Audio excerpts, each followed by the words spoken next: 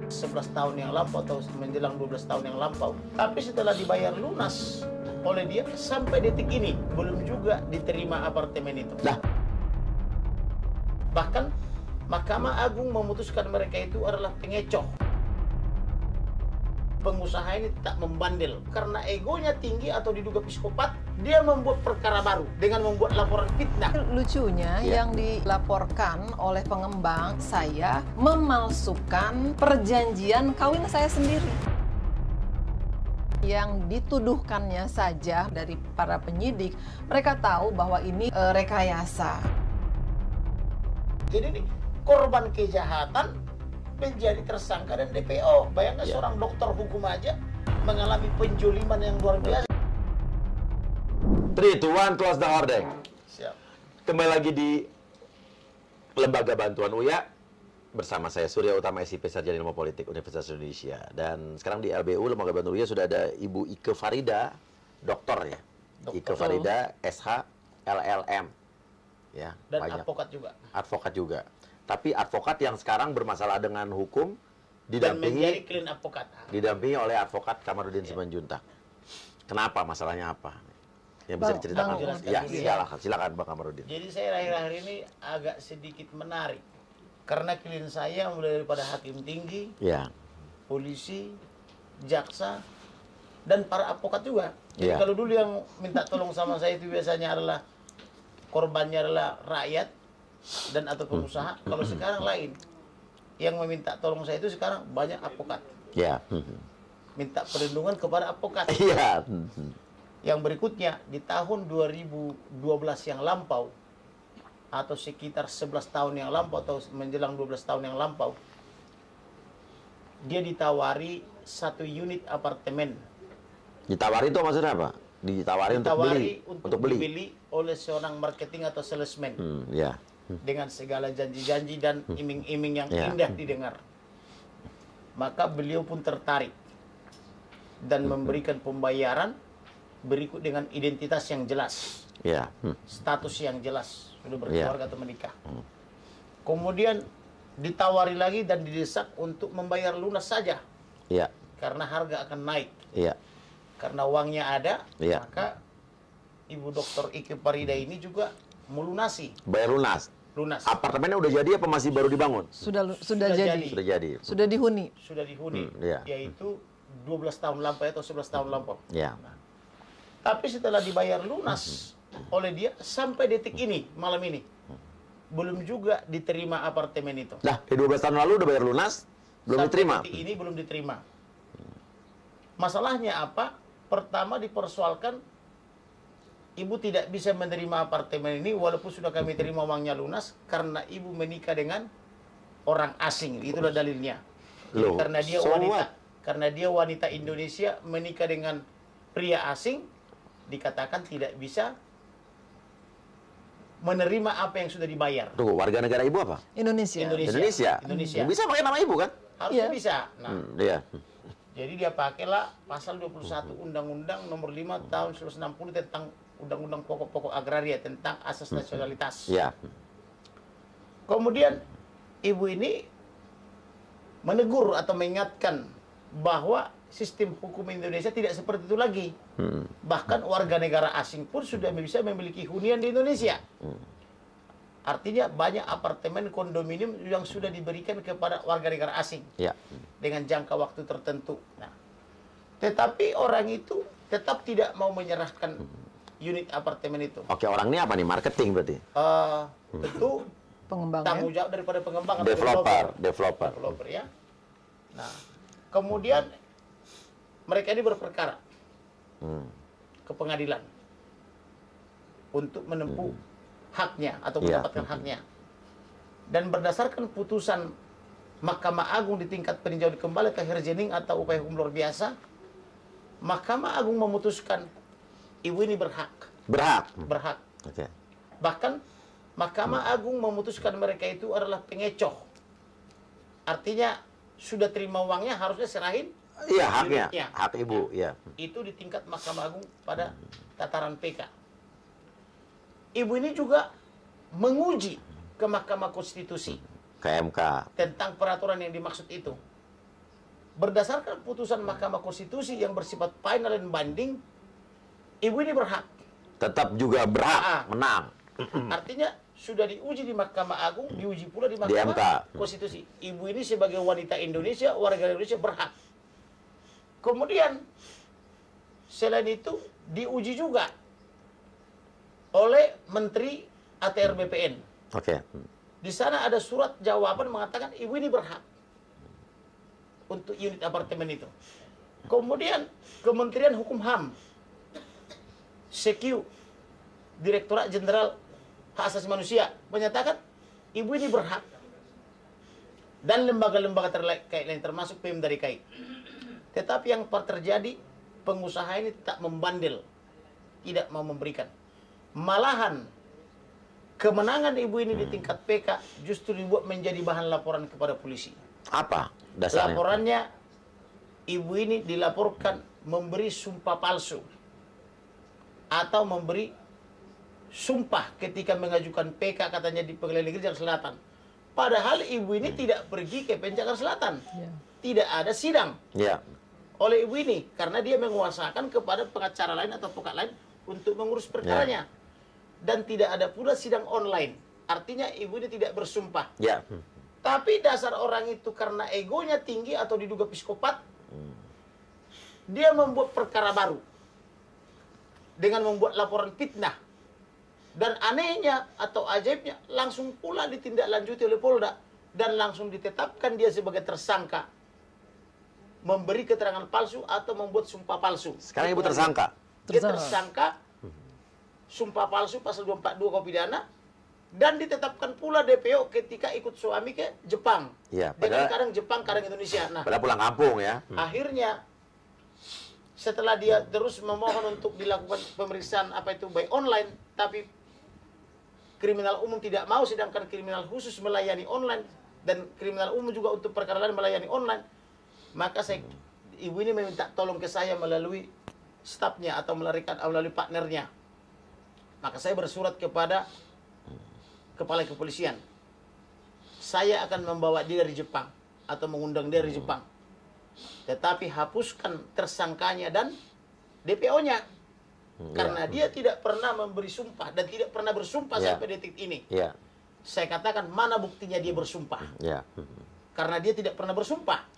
Apalagi bersumpah palsu. Bersumpah saja tidak pernah. Maka penyidiknya bilang, ya mau melala bang, janganlah kami disurati bang. Kami telah mendengar keterangan kedua belah pihak secara berimbang. Tapi dia ibu udah jadi tersangka masalahnya kan? DPO. Iya. Jangan sampai DPO ini saya tafsirkan salah, saya bilang. Yang saya tahu DPO itu daftar pencarian orang. Jangan sampai daftar pencaharian orang, saya bilang gitu. Karena aneh ini. Dia tidak bersumpah kok tersangka. Kan begitu. Tetapi karena penyidiknya tadi baik-baik saja, saya bilang saya doakan kalian bisa jadi Kapolri. Tapi tegakkan hukum secara benar. Saya justru minta tangkap itu orang. Siapa? Penjahat itu. Oh, yang ngelaporin ibu tadi? Yang melaporkan ibu ini. Yang sudah menerima uang pembayaran 12 tahun lalu, tapi tidak mau menyerahkan unit. Padahal putusan Mahkamah Agung mengatakan kasih unitnya itu. Putusan MK mengatakan kasih. Menteri ATR BPN mengatakan kasih. Dirjen Hukum, Kementerian Hukum HAM, Dirjen HAM mengatakan kasih. Kok ini tidak mau kasih? Maka saya minta tadi melalui siaran langsung tadi di Polda Metro, saya minta kepada Presiden supaya pengusaha-pengusaha yang diduga berpraktik mafia seperti diusir dari Indonesia. Dan kalau saya jadi presiden akan saya usir. Yang pertama kali saya usir mafia. Tidak boleh dong di Indonesia ini tidak patuh kepada hukum. Saya merasa kecewa karena pengusaha ikut pendidikan negara ini. Kalau di Indonesia praktik-praktik yang model begini. Lo kok udah kau terima uangnya, tapi kau kantongin uangnya, tapi unitnya kau berikan. Kau fitnah-fitnah pula. Harus capek dia berperkara 12 tahun. Dan sudah dimenangkan semua perkaranya pun sampai PK, termasuk apa namanya itu pelaksanaan eksekusi. Sudah mau dieksekusi, dilakukan perlawanan. Di perlawanan pun dia kalah. Yaitu putusan Pengadilan Negeri mengatakan dia adalah pelawan yang tidak benar, ya. Tadi putusannya saya baca gitu. Dia adalah pelawan yang tidak benar. Artinya hakim pun sudah mengatakan dia pelawan yang tidak benar. Nah, tapi kok negara ini gagal memberikan hak dia? Di mana negara? Di mana presiden? Di mana menteri? Di mana Mahkamah Agung? Di mana Jaksa Agung? Di mana Kapolri? Kok seorang advokat dengan title doktor SHM LLM harus mengadu ke Kamarudin? Oke. Ini kan tidak masuk akal. Ya. Bagaimana? Kalau saya memikirnya kan begini. Kalau seorang dokter hukum aja diperlakukan seperti ini, Apalagi lalu bagaimana para nelayan, saudara saya para petani, para buruh dari Sabang sampai Merauke. Oleh karena itulah, ayolah. Memang Indonesia sekarang punya penyakit no viral, no justice. Ayo, mumpung datang ke Indonesia, sempatkan mampir sebentar ke teman saya, calon menteri kejujuran dan motivasi. Uya saya bilang. Surya Utama. Sarjana ilmu politik dari Universitas Indonesia. Jadi dia belum ke rumah, bahkan mohon maaf, ibundanya pun sedang operasi mata, belum sempat ditengok, saya bawa ke Uya. Jadi artinya berbahagialah Uya karena mendapat skala prioritas. Calon anggota DPR RI, kemudian menjadi menteri kan gitu ya? Iya. Oke. Iya, siap. Silakan dilanjutkan. Saya sudah berikan pengantar. Siap. Terima kasih Bang Kamarudin. Siap ya. Dan sampai sekarang apartemen belum diterima sama sekali. Belum diterima. Jadi 2012 bulan Mei saya bayar lunas. Mereka sebetulnya awalnya nawarinnya ke suami. Suami saya kan orang asing. Iya.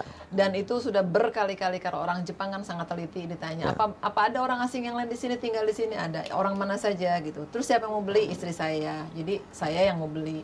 Dan saya lihat, terus kemudian awalnya saya nggak mau beli apartemen, tapi kemudian memang saya harus akui cara mereka melakukan approach sangat baik, sangat bagus, luar biasa, sampai akhirnya pendek cerita dibeli dan dibayar. Nah, karena saya bolak-balik Indonesia, Jepang gitu, saya rasa saya cukup sabar untuk bertanya, untuk menunggu mana unit saya. Katanya sebelum dibayar, Anda bilang akan kasih sekitar 2 minggu. Langsung 3 hari PPJB, perizinan lengkap. Ini kunci utama adalah karena saya advokat, perizinan lengkap. Nah, ketika itu, oh iya nanti itu, ini, dan seterusnya, belakangan kemudian, Ibu kawin sama orang asing, Ibu punya perjanjian kawin nggak? Kan saya sudah bilang dari awal saya tidak ada perjanjian kawin, tapi saya ada perjanjian,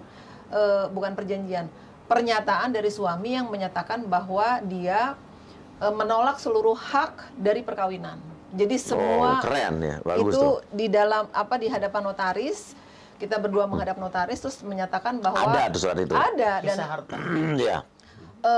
Menyatakan bahwa saya menolak semua harta ya dari perjanjian perkawinan dan menyerahkan semua kepada istri saya, menjadi hak istri saya beserta kewajiban pembayaran pajak. Tapi itu mereka nggak mau. Saat itu tahun 2012 ada pro dan kontra antara notaris. Yang satu notaris bilang, oh kalau beli nggak ada masalah gitu. Ada lagi notaris yang bilang, ya beli juga nanti kalau udah beli repot ya gini-gini dan seterusnya. Akhirnya saya menguji ke Mahkamah Konstitusi. Mahkamah Konstitusi kemudian menyatakan bahwa pemaknaan dari pasal-pasal yang ada di dalam Undang-Undang Perkawinan itu dimaknai bahwa perjanjian perkawinan boleh dibuat pada saat sebelum ataupun setelah perkawinan berlangsung. Tadinya kan cuma sebelum dan pada saat. Nah, setelah itu, setelah perkawinan berlangsung boleh, dan perjanjian perkawinan itu bisa dimulai dari perkawinan berlangsung. Saya kawin tahun 1995 itu boleh di situ meskipun saya bikin perjanjian kawinnya mundur gitu ya. Nah, pendek cerita terus kemudian itu masih juga nggak mau dikasih, meskipun saya sudah kasih tahu ini saya sudah bikin ya perjanjian kawin, dia nggak ngasih juga. Tadi ada yang terlewat dari Bang Kamarudin, saya juga dimenangkan di Mahkamah Agung melalui konsinyasi. Jadi si pengembang ini mau ngembalin uang ke saya. Oh, tadinya mau ngembalin uang. Ngembalin uang, tapi diam-diam. Dengan nominal yang sama. Oh iya kan, lalu nilainya kan bertambah sih lebih ya value-nya kan. Nah, terus kemudian dia titipkan uang itu ke pengadilan, namanya konsinyasi. Terus kemudian mungkin ada ketidakjujuran di sini di dalam proses ini. Kemudian saya bingung kok tiba-tiba saya dapat putusan penetapan tanpa saya dipanggil gitu. Akhirnya saya maju ke Mahkamah Agung dan saya dimenangkan. Putusannya menyatakan bahwa saya punya hak dan kemudian meminta mereka menyerahkan unit ke saya. Itu pun setelah saya kasih, mereka bilang kan kita masih ada satu lagi di Pengadilan Negeri Jakarta Selatan. Naik ke atas sampai kemudian di April 2021 saya dinyatakan menang, mereka pun tetap tidak mau dan akhirnya mereka mengatakan bahwa oh kita mau maju ke perlawanan gitu. Terus perlawanan pun mereka kalah, mereka tetap tidak mau. tetap terus kemudian dibawa ke kepolisian. Sampai ibu jadi tersangka tadi ya? Tersangka dan DPO. Iya, DPO. Oke, sekarang pertanyaannya Bu. Ibu beli berapa luasnya apartemen ini? 150 meter persegi. Oke, berapa kamar? Ada 3 kamar. 3 kamar, oke. Nilainya sekarang berapa? Saya nggak tahu, mungkin beberapa belas miliar mungkin. Dari Tapi dulu. 2 miliar pun nggak boleh. Oke, nah pertanyaannya apartemennya sekarang masih ada apa udah dijual ke orang lain? Ada kemungkinan dijual ke orang lain, ada kemungkinan masih ada gitu. Iya, lantai berapa Bu? Lantai 9. Lantai 9. Iya. Oke. Dan Iya. maaf, ada yang sangat penting yang belum saya Ini tujuannya mau sampaikan. di Ya, nah terus kemudian kenapa saya pertanyakan kenapa sampai akhirnya saya bersurat kan ke BPN. Saya seorang penulis, saya penulis buku, jadi saya rajin bersurat. Terus kemudian BPN menjawab, Anda boleh beli, itu ada suratnya. Terus kemudian saya kirim surat juga ke BPN, saya bertanya apakah ini sudah ada pertelaan, misalnya apakah sudah ada SLF, saya bertanya ke Pemda, ke sana kemari, dijawab itu belum ada tahun 2015. Padahal saya membelinya tahun 2012 Dan telah dihuni kurang lebih 80%. 80% sudah dihuni. Pada saat itu harusnya ada SLF, sertifikat SLF itu sertifikat lain fungsi. layak Ya, fungsi. ya. Jadi kalau IMB, Mas Surya, IMB itu ketika mau mendirikan kita harus punya IMB, Iya. baru boleh Betul, mendirikan. betul. Nah, SLF itu setelah bangunan jadi, terus kemudian mau dihuni, nggak boleh dihuni. Ya. Harus ada SLF. Baru bisa dihuni setelah itu. Baru boleh dihuni. Ternyata belum ada SLF. Pada saat itu. Pada tahun 2015. Ya. Kemudian saya ketahui ada juga dokumen di tahun 2018 gitu ya. Ada juga mengatakan bahwa dari Pemda bahwa ini belum ada pertelaan. Pertelaan Ya. itu adalah salah satu proses ketika satu sertifikat mau dipotong-potong. Jadi berapa ratus nih sertifikat, unitnya ada berapa? Ya, pecah sertifikat. Ya. Nah, itu pun belum ternyata. Nah, sekarang kalau Mas Uya ada di sana, Mas Surya ada di sana, coba silahkan. Apakah sudah ada AJB? Lupa nggak tahu Astrid, coba cek deh. Karena Ya. itu disampaikan belum Ya. ada Ya. yang AJB. Iya. Gitu rencana. Tahun 2022 itu ada, saya dapat informasi bahwa pihak pengembang mengatakan baru mau ada AJB itu di tahun 2022 bulan Desember. Katanya Desember 2022. Ya. Tapi kalau SLF belum, kan mungkin belum bisa. Nah, pada saat Ya. sekarang per hari ini, per malam ini saya nggak tahu apakah sudah ada SLF atau belum. Oke. Dan bukan itu saja ya, bukan di tower saja yang saat itu belum Ya, ada SLF. ya, Di ya. beberapa tower juga belum ada SLF Ya, ya. gitu.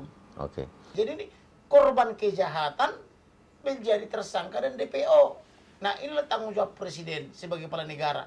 Inilah tanggung jawab Komisi 3 DPR. Iya, ya karena berhubungan dengan hukum, Karena dengan berhubungan kepolisian DPR. juga, ya kan. Nah, makanya saya motivasi abang itu supaya pertama jadi DPR dulu di Komisi 3 sebagai tangga untuk masuk menjadi Menteri Kejujuran Dan dan motivasi. gitu loh. Benar Pak, agar kita ada kepastian hukum, Iya. tidak ada lagi pasal-pasal Supaya karet, tidak ya ada kan. lagi wanita-wanita Iya, Indonesia yang iya. seperti Iya, Dokter iya. Ike Farida nih. Bayangkan Iya. seorang dokter hukum aja mengalami penjoliman yang luar biasa Ngerti. sampai 12 tahun seperti ini.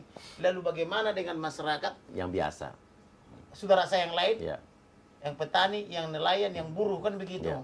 Kalau untuk seorang dokter hukum dan penegak hukum mengalami seperti ini, betapa besarnya power daripada pengusaha di Indonesia sehingga melumpuhkan sistem kenegaraan kan gitu. Karena apa namanya itu, legislatif, judikatif dan eksekutif kan bagian daripada sistem pemerintahan Iyalah. yang sudah diakui negara beradab. Tapi bisa lumpuh akibat daripada seorang pengusaha developer kan begitu. Iya. Dan tidak berfungsi sistem pemerintahan. Iya. Ada apa?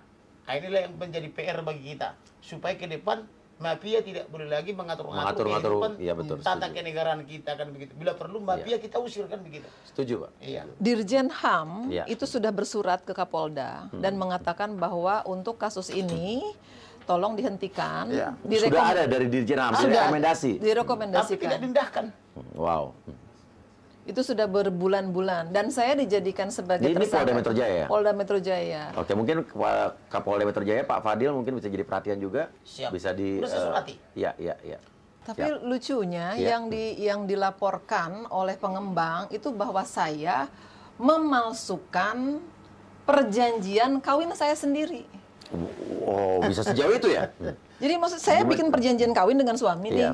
Terus katanya itu palsu, Seolah-olah baru gitu. dibuat setelah gitu ya. Bukan baru dibuat, itu palsu tuh, itu Menurut mereka aktenya. seolah-olah itu adalah palsu gitu ya. Iya, padahal itu kan dibuat di hadapan notaris. Pasal. Dan dia belum memeriksa notaris. Dia belum memeriksa notaris. Oke. Padahal perjanjian yang dibuat secara akta itu pasti ada minutanya di kantor notaris. Iya. Karena produk notaris kan ada 3. Ada catatannya ya. Produk notaris 3. Ada pertama akta, Akta.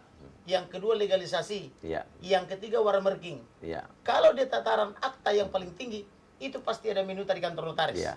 Kalau legalisasi, para pihak membuat di luar ditandatangani ada notaris, tapi tercatat dalam buku repertorium. Iya. Kalau watermarking, Marking. para pihak membuat di luar, ditandatangan di luar, salah satu atau dua-duanya datang kantor notaris mendaftarkan. Iya.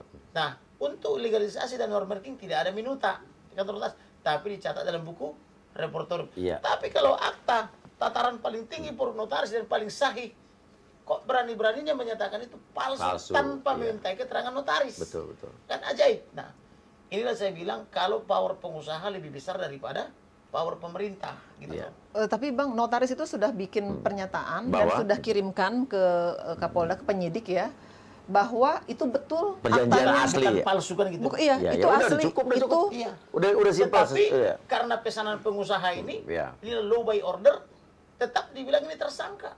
Iya, iya. Oke, langkah hukum berikutnya apa ya akan ditempuh? Langkah hukum berikutnya tadi good question. sudah Iya. saya dampingi tadi, sudah clear di hadapan penyelidik dan saya Iya. minta dihentikan. Setelah itu? Termasuk mencabut DPO. Ya. Karena ini merusak bisnis klien saya. Klien saya ini kan advokat. Kalau dia menangani perkara yang lain, lalu dibaca oleh penegak hukum lain, oh kau DPO kan gitu kan? Kan tidak bagus untuk si orang. Dan bisa status dicekal juga penegak di imigrasi dong DPO. nanti ya? Sebetulnya Iya. ini DPO ini bukan seperti red notice yang Iya, ini iya, ya, iya. karena kan yang dituduhkannya saja mereka tahu kok. Saya Iya. percaya bahwa di dalam hati dari para penyidik mereka tahu bahwa ini adalah rekayasa. Kalau mereka tahu di dalam hatinya kenapa dilaksanakan? Tapi Itu kan mungkin pertanyaannya dong. pimpinan yang harus menyuruh mereka. Nah, ini yang lakukan. harus benar-benar Baik. Nah, Seperti itu. Kemudian oleh langkah hukum berikutnya saya sudah rilis tadi di Polda ya, juga. apa? Saya rilis supaya ditulis di semua media. Ya. Juga saya bawa ke sini. Yang berikutnya juga saya akan bersurat kepada Presiden supaya ini ditindak. Ya. Bila perlu dicabut izinnya. Yang berikutnya, saya lagi mempelajari perusahaan ini apakah layak dipilotkan apa tidak. Karena beliau kan salah satu kreditur Ya. yang tidak dipertanggungjawabkan. Oh, jangan dipilotkan, Bang. Saya Dan ada. nanti akan saya cari juga kreditur lain. Iya, iya. Kalau ada 2 orang kreditur Iya, yang punya iya, utang jatuh tempo iya, dapat iya, ditagih, Iya, iya. maka sebagai syarat untuk memohon pilot. Kalau itu memang dia yang diinginkan. Yang berikutnya, saya akan mengajukan gugatan ketun untuk Iya. mencabut izinnya. Kepetun. Ke petun. Iya. Jadi artinya banyak langkah. Jangan sampai kita penegak hukum kalah langkah. Ya. saya membeli sahamnya Bang, saham Sahamnya. grupnya, grup Iya. TBK-nya ya. Iya. Saya beli sahamnya dan saya hadir di dalam RUPS-nya. RUPS. ya. RUPS-nya. Terus kemudian ketika kita bertanya tentang penjelasan tentang kenapa belum diberikan, itu mic-nya direbut dan jadi berantem di dalam RUPS, dan itu betul-betul Oh, jadi Ibu masuk ke RUPS tuh. ke Kasus ini RUPS. Ibu ngomongin di situ. Ya, dengan partner Iya. saya ya, partner saya yang bicara, yang bertanya, kebetulan partner saya duluan yang bertanya, terus kemudian justru ditanya, berapa sih saham yang dimilikinya, katanya. Nah, kemudian saya sempat laporkan ke OJK, Bang. Saya laporkan ke OJK dan sampaikan bahwa saya rasa persis seperti Bang Kamarudin sampaikan, Indonesia tidak memerlukan pengembang nakal yang membohongi pembelinya, bahkan bukan ratusan, bukan puluhan, ratusan, mungkin juga ribuan. Karena pengembang ini berasal dari Surabaya, di Surabaya juga banyak bikin masalah, di sini juga. Terus kemudian di sini mengambil uang dari masyarakat, dari pembeli, tapi kemudian tidak melakukan akta jual beli. Di Jepang itu kita hanya membayar 10%, Mas Surya. Iya. Terus kemudian nanti Mas Surya dikasih tahu, oh, oke, Mas Surya oke ya 10% ya, ini kita terima uangnya, langsung dibuatkan PPJB, terus kemudian kapan jadinya 2 tahun lagi? Baru lunasin terus. Baru lunasin, Mas, baru lunasin Iya, di situ. iya, iya. Pada saat pelunasan, seminggu kemudian aset unit diserahkan. Jadi tidak ada tuh namanya tunggu-tunggu, Bang. Kalau di Ini sini sudah 12 tahun. kita Iya, harus iya. lunas Ngerti, dulu. Dan itu tabungan gitu ya. Ya, jadi harapan Ibu adalah segera unit diberikan. Unit segera diberikan. Dan setelah itu secara hukum akan diambil langkah hukum lagi. Diambil langkah hukum Iya, kalau misalnya mereka tidak lakukan itu. Dan efeknya adalah, buruknya adalah pengembang yang lain meniru, Bang. Iya. Bukan Iya. saja pengembang Indonesia, bukan saja pengembang Indonesia, pengembang lain mulai meniru juga Iya. pengembang asing yang lain. Ada pengembang Jepang, ada pengembang dari negara-negara lain. Saya juga Iya. mengalami gitu ya. Karena ini pengembang niru. lain akan berpikir ternyata di Indonesia ini bikin usaha gampang sekali, cuma modal ngakal-ngakalin bisa jadi pengusaha, kan begitu Ya. nanti jadinya. Ya. Oke, terima kasih Bu Ike. Ya, terima kasih kita banyak. doakan mudah-mudahan segera ada realisasi.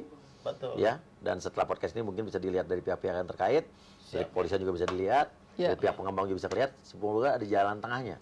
Pokoknya negara Ya, ini harus ya. kita perbaiki. Betul, harus kita sama-sama. Siap. Ya. Siap. Bang Kamarudin, terima kasih. Bu Ike, terima kasih. Terima kasih Salam banyak. buat suami di Atau Jepang masih sana. ada yang mau Ya. ditambah? Saya cukup, cuman saya hanya ingin, saya nantinya ke depan saya akan memberikan masukan kepada pemerintah terkait dengan perubahan Undang-undang peraturan agraria. undang-undang, dan itu harus lebih kepada memihak ke rakyat, bukan memihak kepada pengembang, dan tidak memberikan kemudahan-kemudahan yang berlebihan. Janganlah aturan undang-undang itu semuanya menyiksa dan memberatkan kita masyarakat. Konsumen. Iya. Kita punya apa? Gitu. Kita disodorin perjanjian baku, Bang. Siap. Perjanjian baku, saya disodorin perjanjian baku harus ke arbitrase. Terus saya bilang, saya nggak mau ke arbitrase, Iya. saya coret jadinya, saya maunya ke pengadilan gitu. Tapi kan pembeli-pembeli yang lain ke arbitrase, dan ketika mereka ada komplain, ya udah pergi ke arbitrase. Iya. Arbitrase itu butuh ratusan juta untuk pergi ke sana. Iya. Jadi repot juga. Tapi poinnya adalah lebih banyak kewajiban kepada masyarakat ataupun konsumen, dan kemudian kepada mereka kok banyak insentif, itu bukan tunjangan Iya, tapi iya, insentif gitu. Malah saya pernah menangani perkara yang sudah arbitrase masuk luar negeri, tidak puas luar negeri sampai ke Mahkamah Agung, masuk lagi ke polisian. Arbitrase itu kalau nggak salah ya penyerahan sengketa di luar pengadilan ya. Yes, betul. Iya, perdata biasanya. Ada Betul. pengacara arbiter. Iya. Dan untuk memilih arbiternya itu sendiri, kan mereka Iya, orang biayanya besar lah ya, intinya biayanya Betul, besar. betul. Dan itu hanya pengembang lah yang nyaman bisa seperti itu. Kita pembeli masa iya sih gitu. Betul. Iya. Siap. Gitu, Saya gitu. lama-lama sering kedatangan tamu, Pak Kamarudin juga, kasus-kasus hukum. Lama-lama saya kayak dapat jadi S2 hukum Iya, gratis ya. udah. Kuliah gratis lah. Iya. Tapi Dari tadi udah informal ya. Iya. Dapat sarjana hukum informal ya. Siap Bu Ika, terima kasih. Pak Kamarudin, terima kasih. Jika kalian juga ada yang memiliki masalah-masalah hukum atau apapun ketidakadilan di negara ini, silakan kirimkan ke email kita. Insya Allah kita bisa membantu di sini ya. Terima kasih. Wassalamualaikum warahmatullahi wabarakatuh. Waalaikumsalam. Tuhan berkati ya. Dan kau wujudkan mimpi yang terindah di setiap malam agar aku tersenyum, terjaga dari tidurmu, dan kau jadikan ku